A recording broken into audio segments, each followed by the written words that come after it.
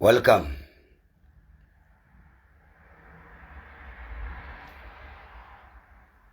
مدثر رمى بيجتو ما جلان إبسا سبا أديب درما ولو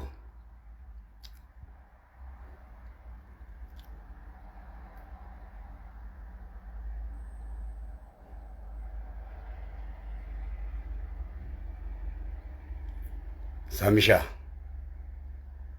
أنا اللي سنجال الدبر وانجال لا مال قافت انجالتي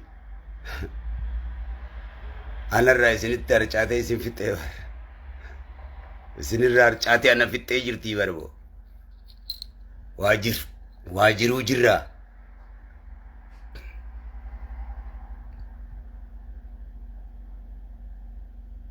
فريولوليج خالد جدي أبدو قالو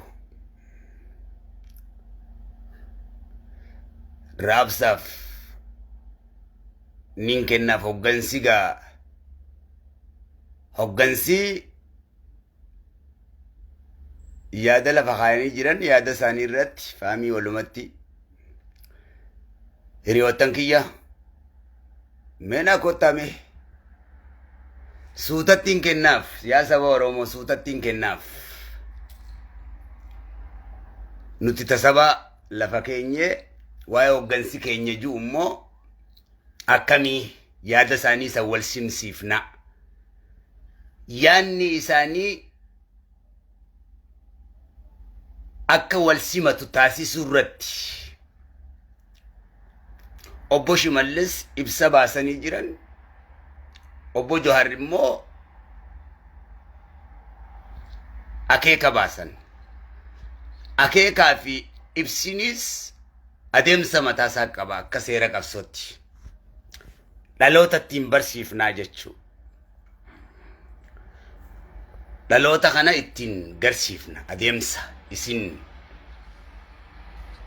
دبالي مال قولا نترسي ميسا معز محمد أمبسا كي نيغا كنو أكمار كتسن نمني هجي هجتو توكو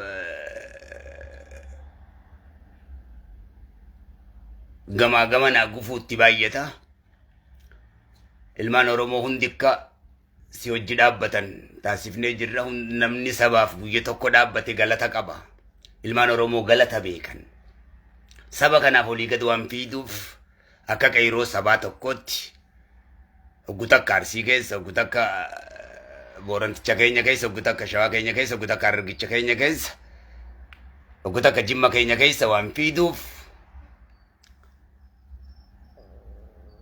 ummanni kasumatti si dhaabbate kana caalaa kabajaan hin jiru beekadhu kun sammuu guddaadhaa fi bakka guddaa akeeka duraan qabdu irratti kaamilee kee dabalu taasisaa jechuudha ilmaan oromoo tokkolleen waan hin kadhadhe takkaa na dura dhaabbataniin beekan na beeku ana durricha isaanii kana ni beekan warri guddaan adurrichee fi wasaasatti baadhataame oromoo wayii warra xiqqaadha أنا كسيتين بيه خلال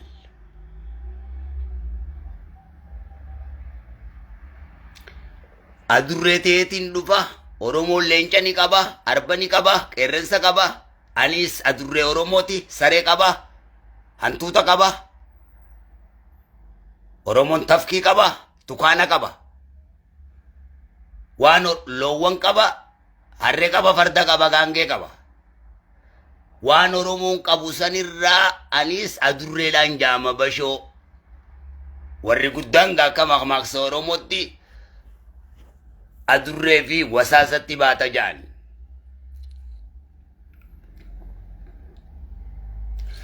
hayyee kabajamtoota ummata oromoo hawwanii fi manguddoon dargaggoo fi shamarran nageenyi rabbii bakka jirtanitti isini fatahu yeronju maka keisan kabajama ulfata qondala dunya kana ummata oromoti addagutudan gitan barcuma kiyya kabajama dabbal moti gara ana daddacha heera fi seera oromo oda bultumi the greatest United Kingdom irra daddacha oromon beeku jechun oromon beeku ani dikalaadha jechuudha hoggansa kamirratti xiqqaa fi guddaarratti daddachaa fi kadir waan garagaraati daddachaa fi kadir waan garagaraati daddachi kan ummataati dhaggeeffadhu daddachi fedhu furdaate fedhu qallaate heerri oromoo guutuudha heeraa fi seera guutuu addunyaadhaan raggeedha guddaadha heeraa fi seera guddaa sirna addunyaati sirna oromoon beeku eenyumti hoggansi kamuu jechuudhaaf mirga tokkollee hin qabu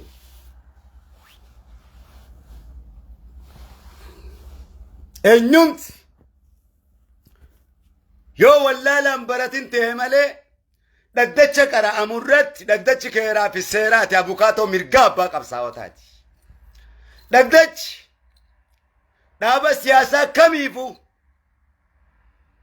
walaba nama kamiifu walaba heeraa fi seera mura seeraa fi heerri isaa dimokiraatawaa kate seeraa fi heera ilma namaati seera rabbii gaditti seerri gaariin seera oromooti seeratti waliin bulmaata addunyaa keessa seerri oromoo seera gayaadha kanaaf jechan hangafa seera addunyaati sirni keenya jedhe walalootiyaan barreeffama kiyyaan obbo Shimallis Abdiisaa kabajamoo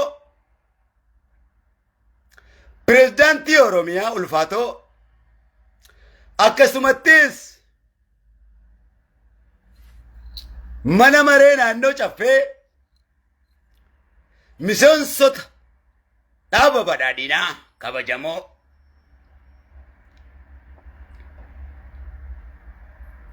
akkasumattis kabajamoo hoggansa waraana bilisummaa Oromoo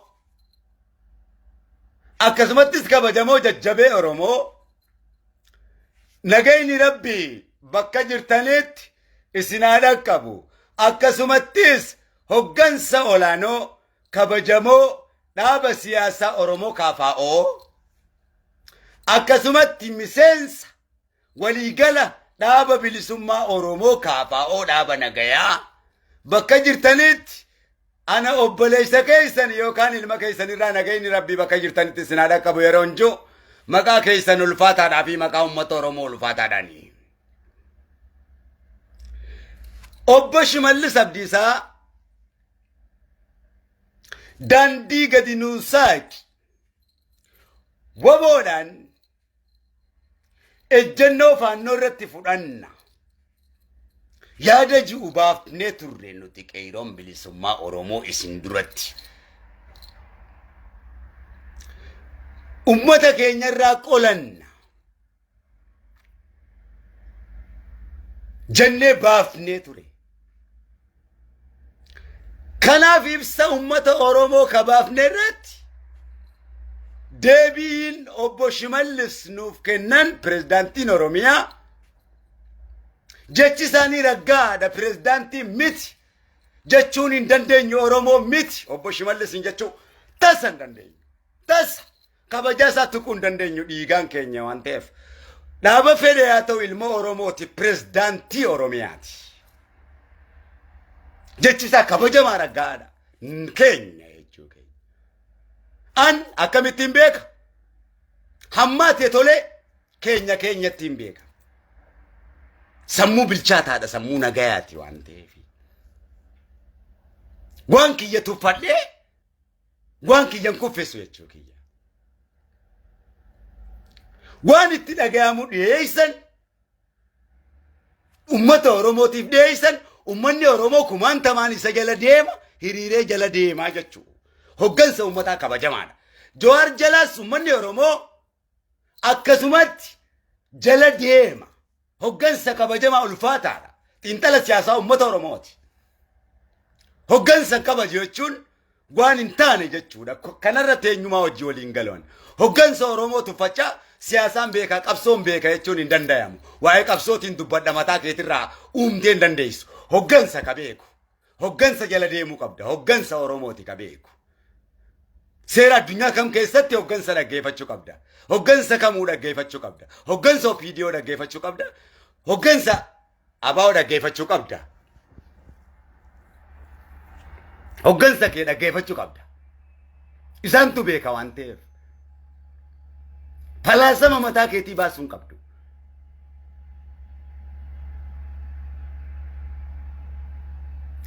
Obbo Shimallis wanni isaan ja'an ibsa nuu kennan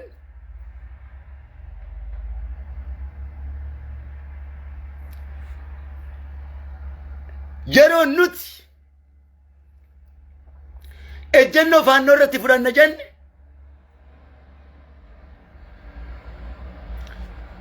shaneen osoo nuti diina keenya biran gahin karatti waraana keenya daareessitee hambiftii waraana nuti diinatti erginee jedhan. Eenyuun jaan? Ani gashanee miidiyaa gubbarratti hin dhagahe meessitu siyaasaati kun jechi shanee jiru. An shanee waan jaamu hin beeku. Yookaan nuti hin beeknu. Nuti ABO fi waraana bilisummaa uummata Oromoo abbootiin teenya gadhaabdee beeyna wabo. Wabo yoo ta'e himannaa kanatti fidanii jiran.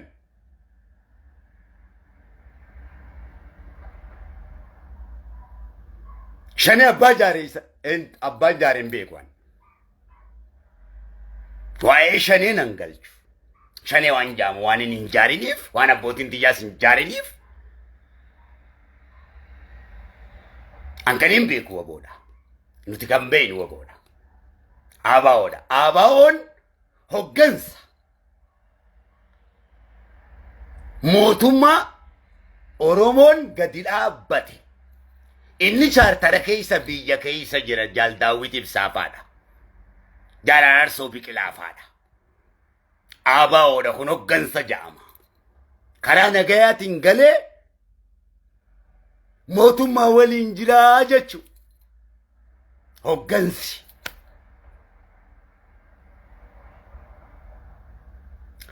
Waraanni waboon abbaa biyyaati duriis abbaa biyyaati biyya keessa jiraa jechuudha. Waboon waraana siyaasaatii miti. ABO'n dhaaba siyaasaatii miti. Dhaaba mirgaatii fi waraana mirgaati. Waraana roorroon jaarte malee waraana quufni siyaasaa jaaree miti. Waraana adabaa fi naamusa qabu kenna heeraa fi seera qabu jechuudha. Dhaabni OPDO'tis dhaabni badhaadhinaatis dhaaba kabajamaa Oromoon dhiiga isaatiin jaare malee kan eenyumtinuu jaaree miti.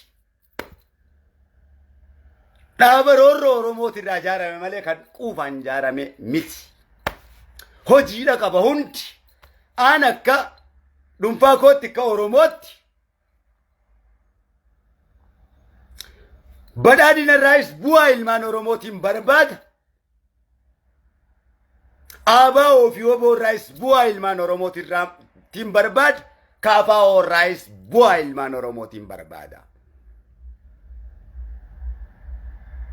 Waan tokko kana achi wanni irraa barbaannu tokkolleen hin jiru nuti uummata Oromooti.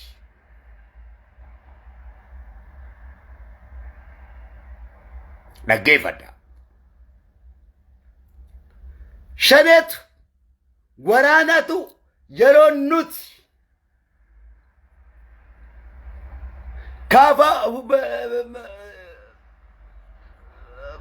maqaasiitillee yaamuun na jibbisiisa waan kana lakkoofsa keessa galchee yaa dhiiroo waan faannoo ati jettuun kana.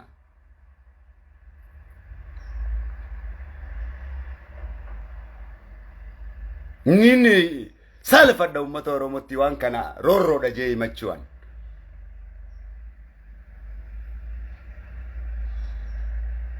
arbi mixiini matu. Arba jige gartee mixiin nyaatti.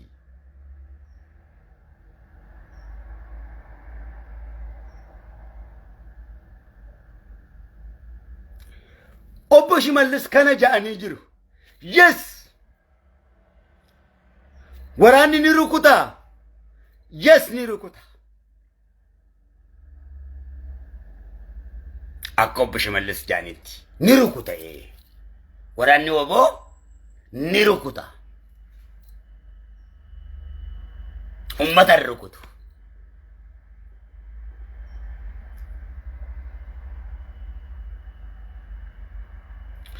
Kanaaf erga himannaan kana ta'e ummatuma keenya nu gargaaraati. Sa'aatii kanarraa jalqabee kabajamaa ulfaataa hoggansa waraana bilisummaa Oromoo jajjabee waraana bilisummaa Oromoo hin rukutin.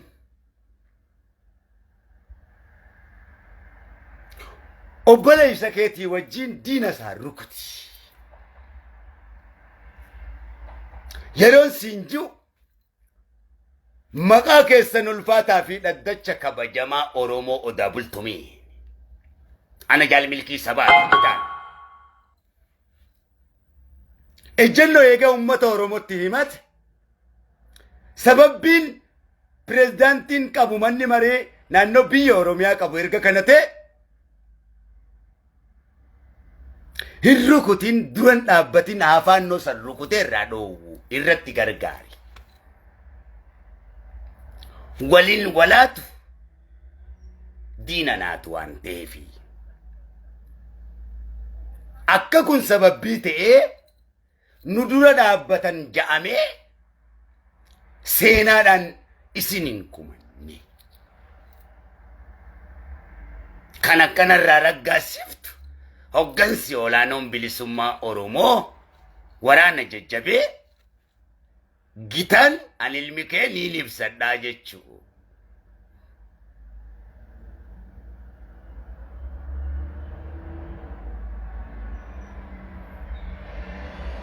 Kanuma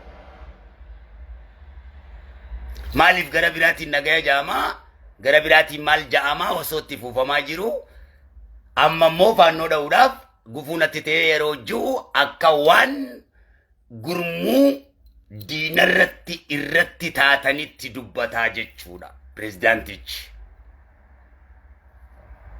Diina keenya osoo hin taane obboleessa keenya gufuu ta'ee jahimannaa sirriiti miskiinticha keessani gargaaraa. Gargaaraa tumsaaf isintu kaa'ee dhiiga keessanii waan ta'eef jajjabee yeroo diinarratti tumsiif yeroo battala kee dhufe barbadeessi osoo tumsituuf yoo sitti dhufe bakka jirtu diina qoladhu jechuu keenya. Maaliif yoo diinarratti ummata fiinxaaleeyyii kanarratti isaan karu kunnute diinarratti waliif tumsuu dhiisanii warri kutanii jechuudhaan ummata Oromoo amileetu caba waan ta'eef kanuma keenya kana daandii saaqiif sababbii jecha isaa dhugoomsiif raggaasisiif barcuma keetiin jecha pirezidaantichaa raggaasisiif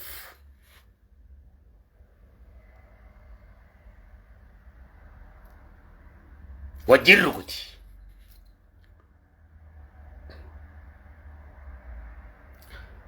Obbo Jawaar immoo akeeka baasan.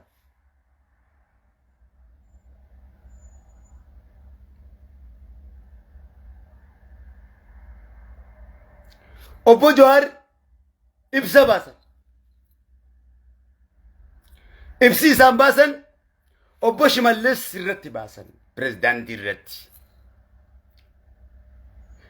Ibsi isaan baasanis kabajamaadha xiinxala siyaasaati warruma badhaadhina kana kaayee keessaa shoora guddaa harka guddaa qabu obbo Johaari.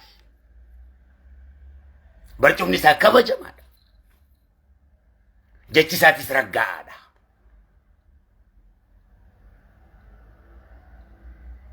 Wanti inni jedhe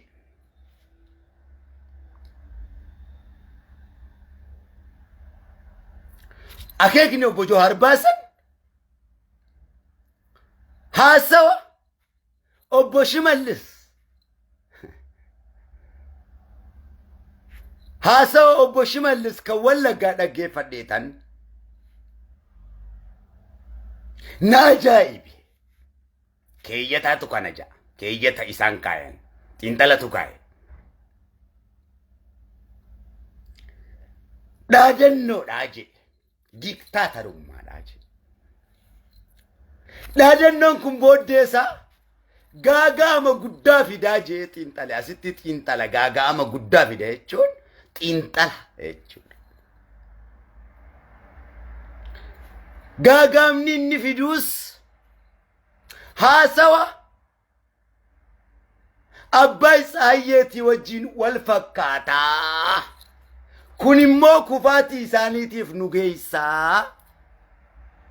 Jaan lafa kaayanii jechuu. Eenyu akeeku jiran pirezidaanticha akeekutti jiru. Akeekni akeeka. Xiinxalli xiinxalaaf ni kennattiin akeekama pirezidaantichinis waan biraa jechuudha miti. Jibba yookaan tuffii pirezidaantii qabu yookaan Oromoof qabu yookaan akkasii miti. Yaada namaa miti kan wal lolu. Yaada dhiheessa yaada uummata kana jaaru. Yaada isaan tarsiimeessu lafa kaaya. Xiinxalli hojiin xiinxalaa addunyuma irrattu yaada tarsiimeessu. Kompaas jechuun beektu. Xayyaarri kompaasiin deema. Konkolaataan kompaasiin deema. Daa'ira salaanni kompaasiin salaatamaa mi? Akkas jechuu ka istirateejii. Malee wal jibbuudhaaf wal facaasuuf akkasii miti. Wanni inni kaayeef dhaadannoo sanii je. Dhaadannoo san barcumni kabajamaan pirezidaantii maramanii naannoo dhaadannoo himannaa xiinxalichi kaayee sun kufaatii guddaa waan nurratti geessisuuf himannaa himataman dhaabuudha qabu dubbii gabaabaadha.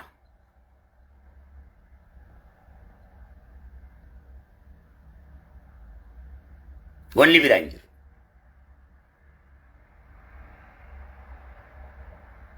Wallabbiin biraan jiru.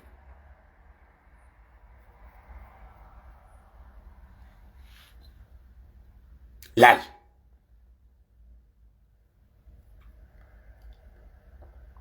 Namuu mirgisaa kabajamaadha. Hayyee dhaddachi Oromoo hoo maal jaadha amma.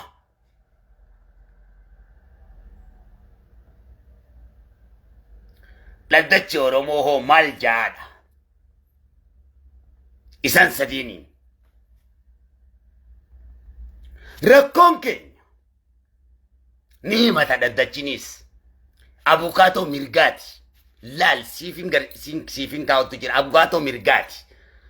Dhaddachi saba. Abbaa biyyaati. Sagalee abbaa biyyaati. Waan uummanni Oromoo cuunfee Oromootti deebisa. Haasawa seera haasawa dargaggoodhaaf shamarraniif haasawa kanaa dhaggeeffadhu. Viidiyoo olii gad ooloo fuudhinis akka ilmoo jazbaadhaan irraa dhalattee waan akkanaa gaggeessi haasawa gurguddaa oofi. Akka raammoodhaa miidiyaa gubbaan fiigin. Dhaddachi maal jaa? Rakkoon keenya rakkoo siyaasaa osoo hin taane, rakkoo dhaabaa osoo hin taane, rakkoo uummata Oromoo kan salaaleetii siin jaa. Dhimmi keenya dhimma Oromootii siin jaa. Yeroo dhimmi uummata Oromoo dubbatame, yeroo haqni uummata Oromoo dubbatame, waa'een siyaasaa maaf dubbatama? waa'een dhaabaa maaf dubbatama kun ajandaa maaf godhamaa siin jaa laal rakkoon ummataa san furuu irratti dubbatamuu maaf dhabee waa'een kaafaa'oo waa'een abaa'oo waa'een bilisiginnaa dubbatama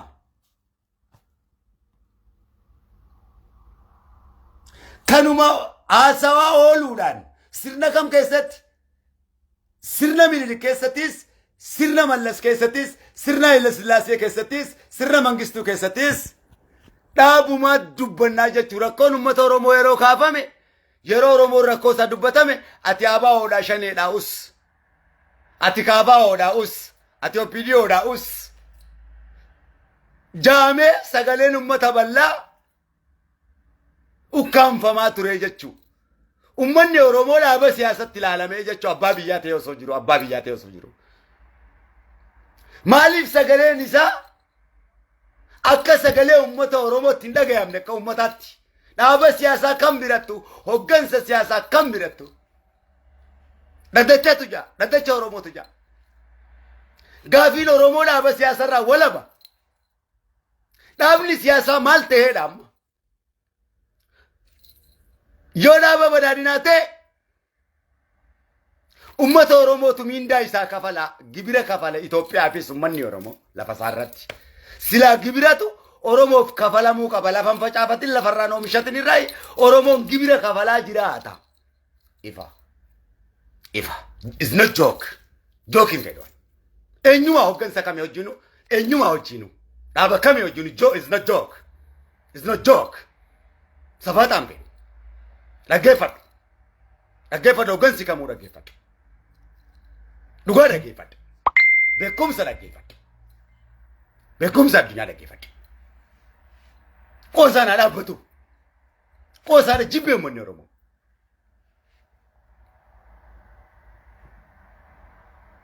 gaafiin uummata Oromoo walaba waa'een uummata Oromoo yeroo dubbatame waa'een marroo dubbatamuu qabu waa'een Jawaar dubbatamuu qabu waa'een Shimallis waa'een Abiyyi dubbatamuu qabu waa'een uummata Oromoo akka uummata Oromootti dubbatamuu qaba kasabaa sablammii biraa akka uummatatti dubbatama malee akka dhaaba siyaasaa isaaniitti hin dubbatamu ka Oromoo kun qofti saba Itoophiyaa keessaa akka siyaasatti maa dubbatama rakkoon Oromoo akka uummata Oromootti maa furmaatatti kennamne rakkoo Oromootti maaliif dhaabni siyaasaa gufuu ta'a eeka jechi Hacaaluun ju'u isa kana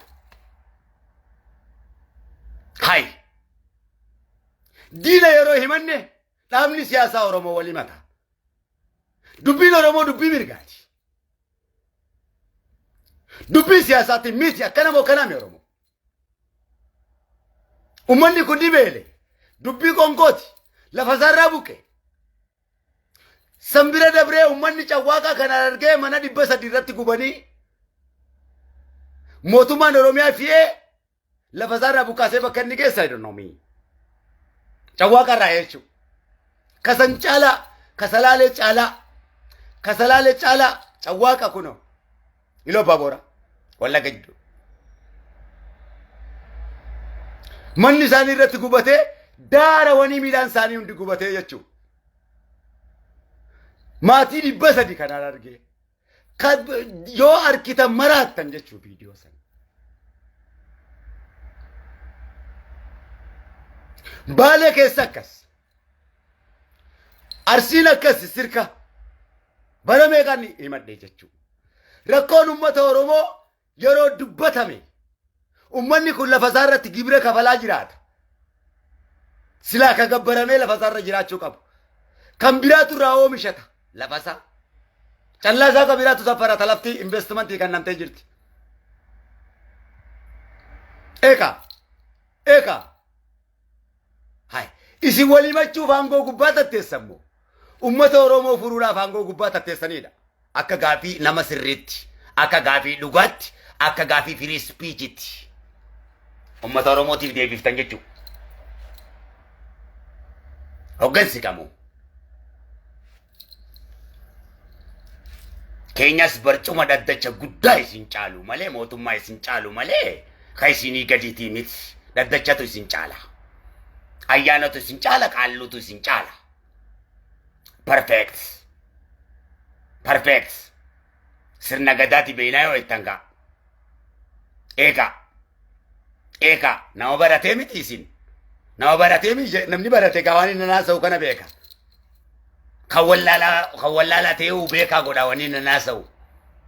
Nama hin galleef hin qabu. Ifa ka. Waa'ee dhimma salaalee dubban. Ummata keenyaaf jecha tokko ummata keenya yoo ni gargaarra jenne waraana gartee bilisummaa Oromoo dhawee nu deebisaa ja'an. Okkee waraana bilisummaa Oromootiin hin dhayinii waliin dhayi jenneen. Ummanni keenya hoo maal nyaata qubsuma isaatiif maaltu godhame?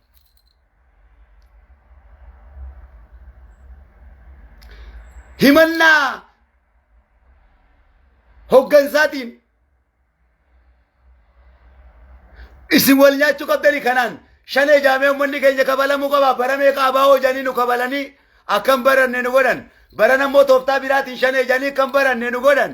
Akka mataa waliin qabanne nu godhan. Shanee fi jinni jaankaa fi dhaaba siyaasaa maaliif beeyna nuti? Oromoodhaa barbo. Oromoon abbaa Oromiyaa akka isin Oromiyaa bulchineettanii pirezidaantii taatanii fi isin muude kana. Kan isin ni qabsooneettanii fi kan isin lubbuutti wareedani. Dhimma Oromoo dubbannaa dhimma ummata keenyaa nuuf fura.